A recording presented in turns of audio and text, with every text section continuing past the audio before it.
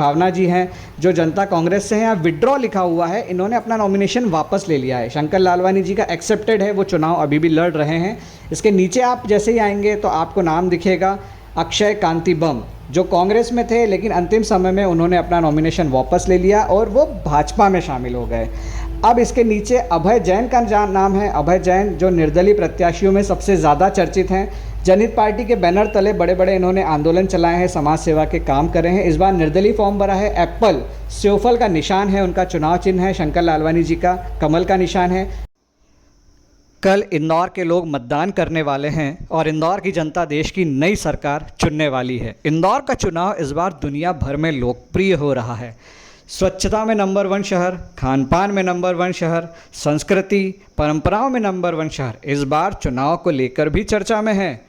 देश में नहीं, दुनिया के बड़े बड़े देशों में इंदौर के चुनाव की चर्चा हो रही है। चुनाव के ठीक पहले कांग्रेस के प्रत्याशी ने जिस तरह से अपना नामांकन वापस लिया और जिस तरह से इंदौर के मतदाताओं को धोखा दिया गया, उसकी चर्चा हर जगह की जा रही है। इंदौर के लोग नोटा को वोट देने का भी सोच रहे हैं, लेकिन इन सब के बीच में मैं आपको ये बताना चाहता हूँ कि आज भी इंदौर शहर के 14 प्रत्याशी लोकसभा का चुनाव लड़ रहे हैं। नोटा बिल्कुल भी मत करिएगा। उन लोगों को वोट दीजिए जो आज भी चुनाव में हैं, जो चुनाव में इस शहर को बेहतर बनाने के लिए ना डरे हैं, ना झुके हैं और ना ही किसी लालच में आए हैं।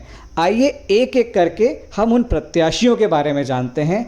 आपके पास आज पूरा समय है, उन प्रत्याशियों की जानकारी लीजिए और देखिए कि कौन सा प्रत्याशी आपके शहर को बेहतर बना सकता है।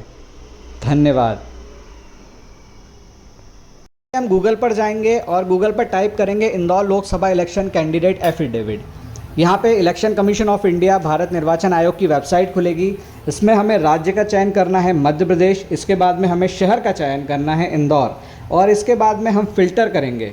जैसे ही फ़िल्टर करेंगे आप देख सकते हैं लोकसभा चुनाव के लिए 17 एक्सेप्ट हुए हैं, 4 रिजेक्ट हुए हैं, 12 ने विड्रॉ कर लिया है फॉर्म, लेकिन 14 लोग अभी भी चुनाव लड़ रहे हैं, चुनाव मैदान में हैं। इनकी जानकारी आपको इस वेबसाइट पे पूरी व्यवस्थित रूप से मिलेगी। उनकी संपत्ति, पैसा, अपराध सब कुछ पता पड़ेगा यहाँ पर आपको। आप देख सकते हैं शंकर लालवानी जी भारतीय जनता पार्टी से हैं, भावना जी हैं जो जनता कांग्रेस से हैं। यहाँ विड्रॉ लिखा हुआ है, इन्होंने अपना नॉमिनेशन वापस ले लिया है। शंकर लालवानी जी का एक्सेप्टेड है, वो चुनाव अभी भी लड़ रहे हैं। इसके नीचे आप जैसे ही आएंगे तो आपको नाम दिखेगा अक्षय कांति बम, जो कांग्रेस में थे लेकिन अंतिम समय में उन्होंने अपना नॉमिनेशन वापस ले लिया और वो भाजपा में शामिल हो गए। अब इसके नीचे अभय जैन का नाम है। अभय जैन जो निर्दलीय प्रत्याशियों में सबसे ज़्यादा चर्चित हैं।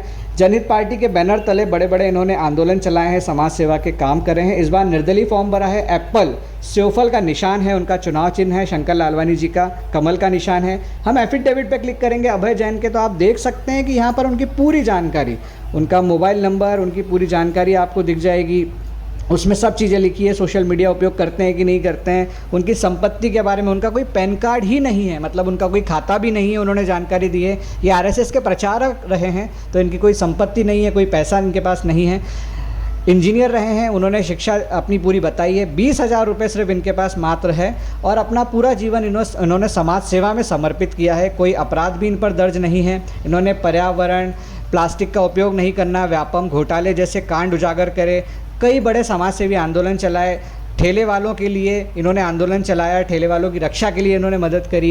इस तरह से आप जैसे ही ऊपर जाएंगे तो शंकर लालवानी जी का एफिडेविट भी आपको दिख जाएगा। शंकर लालवानी के एफिडेविट में आप जैसे ही जाएंगे तो आपको दिख जाएगा उनका नाम, उनका पता क्या है, वो कहाँ रहते हैं, उनके मोबाइल नंबर, उन्होंने अपने पर्सनल मोबाइल नंबर यहाँ पर पूरे दिए हुए हैं। आपको कभी ज़रूरत पड़े तो आप इन पर बात भी कर सकते हैं। उनका पैन नंबर भी यहाँ पर दिया हुआ है, वो इनकम टैक्स रिटर्न भरते हैं नहीं, वो सब दिया है।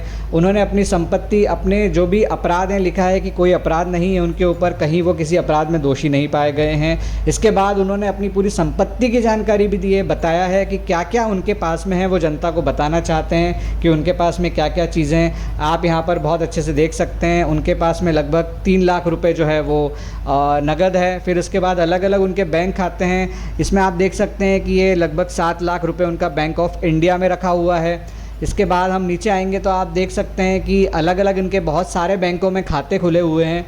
एक उनकी ये लगभग एफडी है जो शायद 56 लाख रुपए की है, 56 लाख, हाँ सही कह रहा हूँ मैं, 56 लाख रुपए की इनकी एफडी है स्टेट बैंक में। इसके बाद इनकी एक और एफडी है, ये शायद 20 लाख रुपए की है, मैं सही पढ़ रहा हूँ ना, हाँ ये 20 लाख रुपए की एफडी है। फिर इसके बाद में इनके बहुत सारे शेयर हैं, ये लगभग 23 लाख रुपए के हैं, हाँ 23 लाख रुपए है। और इनकी अलग अलग बहुत सारी और भी चीज़ें हैं, इनके पास कारें हैं, इनके पास सोना भी है बहुत, और बहुत कुछ है, मतलब लगभग इन्होंने बताया इनके पास करोड़ से ज़्यादा की बहुत संपत्ति है, चीज़ें हैं। तो ऐसी पूरी जानकारी आप यहाँ पे देख सकते हैं कि आपका जो प्रत्याशी है वो सारी चीज़ें आपको यहाँ बता रहा है, खुद बता रहा है जनता को कि क्या क्या उनके पास है।